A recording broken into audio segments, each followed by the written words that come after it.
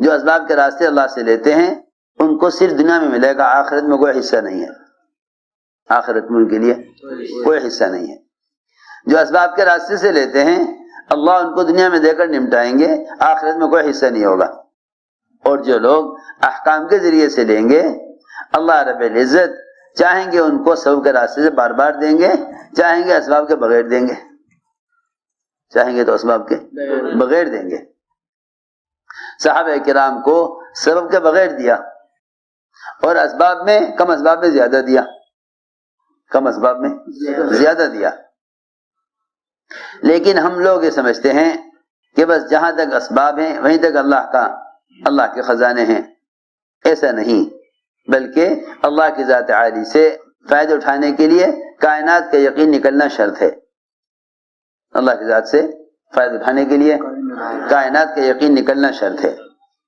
مومن کے لیے حکم ذریعہ ہے، مومن کے لیے حکم ذریعہ ہے، کافر کے لیے سبب ذریعہ ہے، یہ فرق ہے۔ کافر کے لیے سبب ذریعہ ہے، مومن کے لیے حکم ذریعہ ہے۔ وہ جس سبب میں بھی ہو حکم کو اصل سمجھے، وہ جس سبب میں بھی ہو حکم کو اصل سمجھے۔ تو یہ بات ختم ہی ہو گئی کہ اسباب اختیار نہ کیے جائیں، کیونکہ اسباب اختیار نہیں کرے گا تو اس سبب کے اندر جو حکم ہے اس حکم تک کیسے پہنچے گا، اس حکم تک کیسے پہنچے گا؟ اسباب میں احکام پرو دیے گئے ہیں اور اسباب کو انسان کی فطرت کا حصہ بنایا، اسباب کو انسان کی فطرت کا حصہ بنایا۔ سبب کو انسان کی فطرت کا حصہ بنایا تاکہ یہ مجبور ہو سب سے گزرنے میں، تاکہ یہ مجبور ہو اسباب سے گزرنے میں، لیکن سبب پر کوئی وعدہ نہیں کیا، نہ حاجت کے پورا کرنے کا، نہ حاجت کے پورا کرنے کا کوئی وعدہ نہیں کیا، حاجت کے پورا کرنے کا کوئی وعدہ نہیں کیا، لیکن سبب کا انسان کو سب کے استعمال کرنے پر مجبور کیا ہے۔ دیکھو جتنے بھی مادی اسباب ہیں ان کا تقاضا انسان کے جسم میں رکھا، ان کا تقاضا انسان کے جسم میں رکھا، انسان کے جسم میں اسباب کے استعمال کا تقاضا رکھا اور اسباب کے اندر احکام رکھے، اسباب میں احکام رکھے اور انسان کے جسم میں ان اسباب کے استعمال کا تقاضا رکھا۔ دیکھنا یہ ہے کہ اس سبب میں حکم پورا کرتا ہے یا نہیں، اس سبب میں حکم پورا کرتا ہے یا نہیں۔ اگر یہ سبب میں حکم پورا کرے تو ہم اپنی قدرت سے براہ راست پالیں گے، چاہے اسباب میں زیادہ دیں یا اسباب کے بغیر دیں، لیکن ہم حکم سے پالیں گے، ہم حکم پر پالیں گے۔ اس لیے میں نے عرض کیا تھا کہ اللہ کی قدرت سے براہ راست فائدے اٹھانے کا راستہ حضور اکرم صلی اللہ علیہ وسلم نے اپنے صحابہ کو سکھلایا۔ ایک صحابی نے عرض کیا میں تجارت کے لیے بحرین جانا چاہتا ہوں، فرمایا پہلے 2 رکعت نماز پڑھ لو،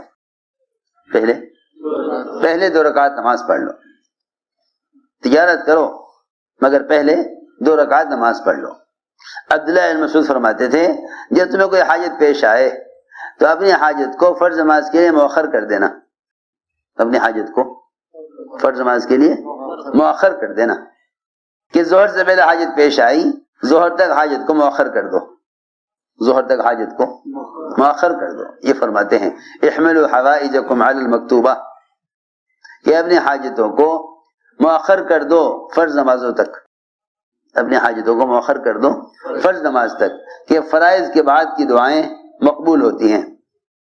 فرماتے تھے جنہیں دعاؤں کے راستے سے کامیابی نظر آنے لگے پھر ان کو دعاؤں پر جم جانا چاہیے، ان کو دعاؤں پر جمنا چاہیے۔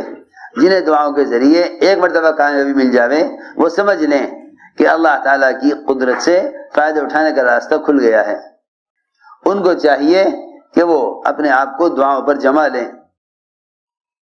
تو دوستو عزیزو بات یہ ہے کہ اللہ تعالیٰ کی ذات عالی سے فائدہ اٹھانے کا راستہ وہ اس کے احکام ہیں، وہ اس کے احکام ہیں کہ اللہ کی ذات عالی سے فائدہ اٹھاؤ احکام کے ذریعے۔ تو ملنا ہے اور یقینی ہے اور بار بار ملے گا. سبب چاہے کتنا ہی ناکارہ ہو، سبب کتنا بھی ناکارہ ہو، ہماری سب سے بڑی کمی یہ ہے کہ سبب کے بنانے پر وہ محنت کرتے ہیں جو عمل کے بنانے پر نہیں کرتے. جو یقینی اسباب ہیں وہ بگڑے ہوئے ہیں، جو غیر یقینی اسباب ہیں ان پر ہر طرح سے محنت ہو رہی ہے، ان پر ہر طرح سے محنت ہو رہی ہے. محنت کر کے سبب بناؤ، پھر سبب کے ذریعے کامیابی لو، یہ رخ چل رہا ہے. حالانکہ محنت کر کے عمل بنا لو، محنت کر کے عمل بنا لو. اللہ رب العزت محنت کر کے عمل بنانے والوں کو جو سبب بھی دیں گے وہ سبب بھی اس امتحان کے لیے دیں گے کہ یہ آیا سبب سے کامیابی یقین کرتا ہے یا میرے حکم سے کامیابی یقین کرتا ہے. عجیب بات ہے، ہم نے بہت اچھی نماز پڑھی، ہم نے بہت اچھی نماز پڑھی، اللہ نے بہت اچھی نماز اور اس کے بعد کی دعا کے بعد اللہ تعالیٰ نے بہت بڑی دکان مارکیٹ میں دلوا دی. بہت بڑی دکان، کیسی عجیب بات ہے. یوں سمجھتا ہے میری اچھی نماز کی وجہ سے اللہ نے مجھے اچھی دکان دی ہے، اللہ نے مجھے اچھی دکان دی. اس کا مطلب یہ ہوا کہ وہ عمل جس میں اللہ کی ذات عالی سے براہ راست فائدے اٹھاتا، یوں سمجھ بیٹھا کہ مجھے اس کے ذریعے سے یہ سبب ملا ہے جو غیر یقینی ہے، اس کے ذریعے سے یہ سبب ملا جو غیر یقینی ہے. بہت اچھی نماز پڑھی، اسے بہت بڑی دکان مل گئی. یہ دکان اس لیے نہیں ملی کہ تجھے نماز اچھی پڑھی ہے، یہ دکان اس لیے نہیں ملی کہ تجھے نماز اچھی پڑھی ہے. میری بات دھیان سے سننا، اللہ نے تیری نماز، تیری اچھی نماز پر تجھے بڑا کارخانہ، بڑی دکان اس لیے دی ہے کہ تو نے چھوٹی شکل کے مقابلے میں تو نماز کو مقدم کر دیا. ہم بڑی شکل دے کر دیکھنا چاہتے ہیں کہ اس بڑی شکل کے بعد پھر نماز کا کیا حال ہوتا ہے. یہ تھی بات. میں کچھ کہنا چاہتا ہوں، لوگ دعاؤں سے اسباب مانگتے ہیں، اللہ اسباب میں امتحان لینے والے ہیں، اللہ اسباب سے امتحان لینے والے، اور لوگ دعاؤں کے ذریعے اللہ سے اسباب مانگتے ہیں،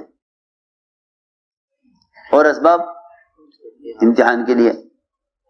ادھر یوں دعا کرتے ہیں اللہ سے، اے اللہ تو ہمیں امتحان میں نہ ڈالیے، ہمیں امتحان میں نہ ڈالیے، ابتلا میں مت ڈالیے، کیونکہ اسباب ابتلا کے لیے ہیں، اسباب امتحان کے لیے ہیں. اور اللہ سے انہی اسباب کو مانگتے ہیں جن اسباب میں امتحان ہے. تو جب بہت اچھی نماز پڑھی اس کے بعد دکان آئی تو یہ سمجھتا ہے یہ میری اچھی نماز کی برکت ہے کہ مجھے دکان بڑی مل گئی، یہ میری اچھی نماز کی برکت ہے کہ مجھے دکان اچھی مل گئی، بڑی مل گئی. یہ میری اچھی نماز کی برکت ہے کہ کارخانہ بڑا مل گیا. اوہو، یہ سوچنے کی بات ہے کہ اللہ رب العزت نے تجھے اللہ نے اچھی نماز پر بڑی شکل سبب کی اس لیے دی ہے کہ چھوٹی شکل کے مقابلے میں تو نے نماز اچھی پڑھ لی. دیکھنا یہ ہے کہ اگر بڑی شکل آ جائے نماز کے مقابلے میں تو پھر تیری نماز کا کیا حال رہتا ہے. کیونکہ ابراہیم علیہ السلام کے سامنے جتنی بھی شکلیں آئیں سب چھوٹی تھی، اگرچہ وہ زمانے کے اعتبار سے بڑی تھی. سورج بہت بڑا ہے، نمرود عام انسانوں کے مقابلے میں بہت بڑا ہے. ساری شکلیں بڑی بڑی بے اعتبار کائنات کے بڑی تھی، بے اعتبار مخلوق ہونے کے بڑی نہیں تھی. بے اعتبار کائنات کے بڑی تھی، بے اعتبار مخلوق ہونے کے بڑی نہیں تھی. جب ان ساری شکلوں کا انکار کر دیا تو اللہ رب العزت نے ابراہیم علیہ السلام پر وہ ابتلا اور وہ حال آیا کہ جس سے آگ میں ڈالے جانے لگے. تو یہ نہیں کہ تم نے ساری شکل کا انکار کیا اس لیے ہم نے جبرائیل کو تمہاری مدد کے لیے بھیج دیا. میری بات توجہ سننی ہوگی، میں اسی کو سمجھانا چاہتا ہوں. میں نے بہت اچھی نماز پڑھی، اس پر اللہ نے بہت بڑی دکان دے دی. یوں سوچے گا نماز قبول ہو گئی کہ اس پر اللہ نے اتنی بڑی دکان دے دی. میں کیا بتلاؤں، لوگ دعاؤں سے سبب مانگتے ہیں، حالانکہ دعاؤں سے اللہ سے حاجت مانگنی چاہیے، اللہ سے حاجت مانگنی چاہیے، دعاؤں کے ذریعے اللہ سے حاجت مانگو، کیونکہ دعا یقینی ہے، سبب غیر یقینی ہے۔ اتنی بات ہے، حضرت فرماتے تھے کہ سبب اور نماز یقین میں جمع نہیں ہو سکتے، سبب اور نماز یقین میں جمع نہیں ہو سکتے، کیونکہ سبب بالکل غیر یقینی، نماز بالکل یقینی، یہ دونوں چیزیں یقین میں جمع نہیں ہو سکتی۔ جیسے ہی سب کو یقین میں لائے گا، نماز نکل کر باہر آ جائے گی، نماز نکل کر، اے اللہ تو مجھے نماز پر ہی کامیاب کر دے۔ دیکھو فَسَيَكْفِكَهُمُ اللَّهُ قرآن میں ہے، دعاؤں میں ہے اللہم اکفناہم بما شئت، اللہم اکفناہم بما شئت، اے اللہ تو جس طرح چاہے اپنی قدرت کاملہ سے جس طرح چاہے حفاظت کر دشمن سے۔ یوں نہیں کہ نبی یہ دعا کریں اے اللہ تو فرشتوں کو بھیج مدد کے لیے، اللہم اکفناہم بما شئت، اے اللہ تو جس طرح چاہے اپنی قدرت کاملہ سے جس طرح چاہے حفاظت کر دشمن سے۔ یوں نہیں کہ نبی یہ دعا کریں اے اللہ تو فرشتوں کو بھیج مدد کے لیے، اے اللہ تو مجھے نماز پر ہی کامیاب کر دے۔